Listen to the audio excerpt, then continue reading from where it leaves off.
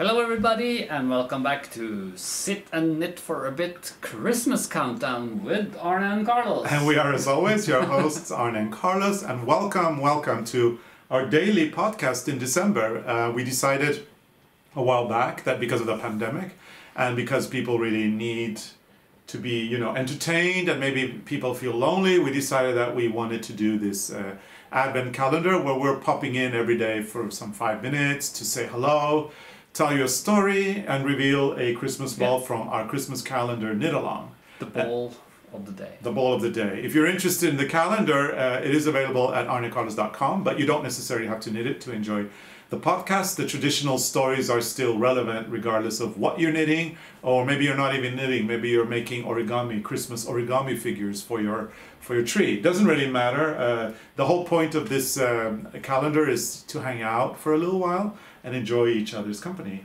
Yeah. And first, the formality. Yes, so we have to thank Prym. We really have to thank Prym for all their support. We could not have done this calendar without them. If you want to check out more about their products, just check out the link in our description below, and it will take you so that you can see the amazing needles, especially that they make, the ergonomic needles that we love so much. Yeah, and Prym Ergonomics, simply knit more easily. Hey, thank you, I will. With them, I can definitely knit easier. Yes, yeah, you can. So we mentioned the calendar, and I'm also going to mention quickly our competition. Yeah. So if you wanna join in on the competition, we've got a little gift that or a prize that we're gonna give out. We've got 2 of them. One prize is gonna be awarded by Arne. The other is gonna be awarded by me. And all you need to do is tag your Instagram photos of your Christmas balls. Tag them with Arne Carlos as well as Sit and Knit for a Bit, and you will be eligible to win this project bag with loads of goodies. It's got books and a whole bunch of needles from Prym, both the carbon needles as well as the ones made out of white composite material. You don't want to miss this, so start tagging those images and we look forward to choosing our favorite ones. So that's the New Year's gift. That'll be a New Year's gift, yeah. We're going to make our selection in early January and send out the gifts to whoever wins. Yeah. So good luck with that one. And what are we talking about today, Carlos? So today is December... I know, but you can tell us. Okay, so today is December 14th, and we're getting closer and closer to Christmas Eve.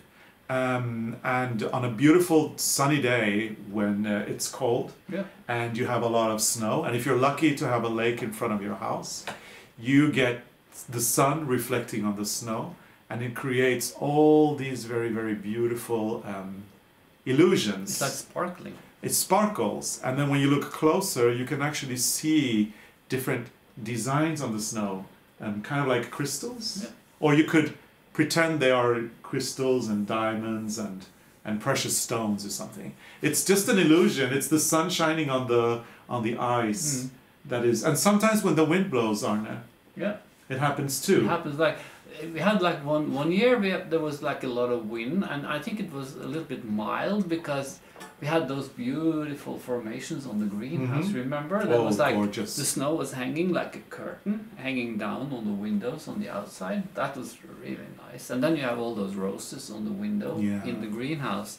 They're actually roses, but they're actually made of the snow and the ice. So I kind of imagine our ancestors. The knitting designers that came before us. I kind of imagine them looking at the snow and looking at those beautiful formations in the ice and seeing them sparkle and glitter, and I kind of envision them inspiring themselves and designing knitting patterns from that. Because a lot of the old patterns that look like snow crystals. And there are also some who's called snow crystals. Yeah. So. And we have also told you already about the whole paper cutting that is very popular in Denmark. And one of the most popular motifs when you're doing paper cutting figurines are the snow crystals. I remember we did that in school. Oh, a lot. You folded paper and you cut it. Yeah, you fold a lot. You cut the corners and then you open, cut, and then you get these beautiful designs which are of kind of snow crystals. I remember you used like a white paper or black paper, and then you put this paper that's almost see-through. I don't know the name of the paper, but then you could have different colors in the snow crystals. We should do that one day. Oh yeah. That could be a nice That workshop. would be a lovely I workshop. haven't done that for years. Yeah, me neither. No? Ah, good idea. Yeah, so yeah, snow crystals and so many different kinds, so many shapes, and And luckily we have snow now, so we will have a white Christmas. And today it's sunny outside and it's quite beautiful. windy.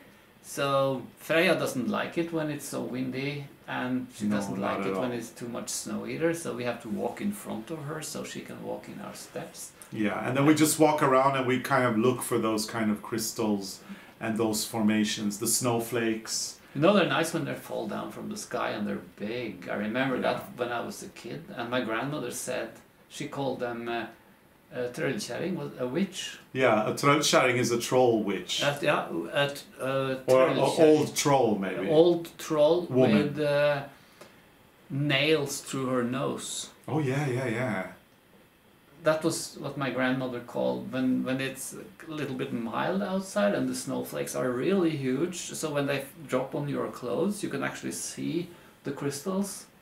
Did you ever try to eat them when you were a kid? Yeah. You were also trying to catch them with your tongue, like this. Because they always say, you know what they always say, don't eat the snow because it's full of parasites. But when it comes from there, it's not so dangerous. It's worse when you try to lick it from the...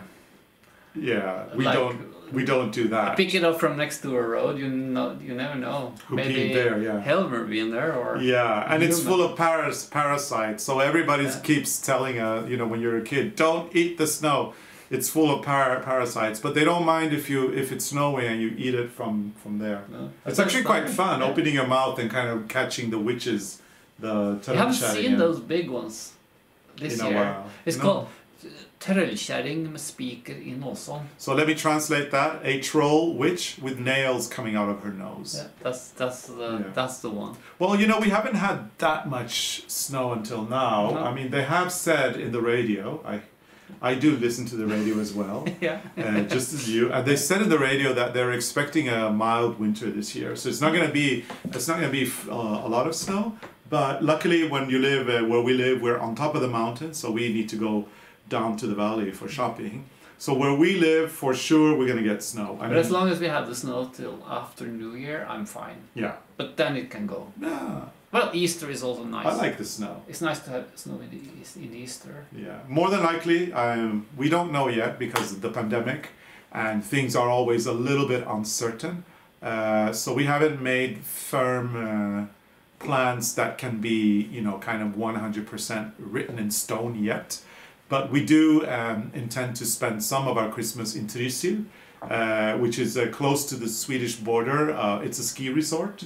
And that is where we will probably spend... But we're not going to the ski resort, we're going to our friend's cottage. Yeah, which is a very nice log cabin cottage in the woods. Yeah. So it's very Christmassy. And we're planning on spending a few days there if we can. I mean, if it's allowed by the government. If not, to stay at home because it's nice to be here also. Yeah, I think our house take a few days off, go skiing. I think our house, the location, it was just made for Christmas, and then you've made everything else in the house for Christmas. But you too. It's not only me. You have your small touches, but I tend to go over the top. But you're the one that actually decided how to furnish the room in order to fit the Christmas tree in the winter, for Christmas. So he designed an entire room for a tree that is only in our house for a very short period of time.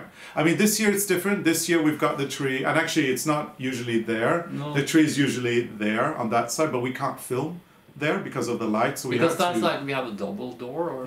But usually that's where the tree goes. And in Norway, traditionally we bring in the tree on December 23rd. So this is an exception we're doing this year.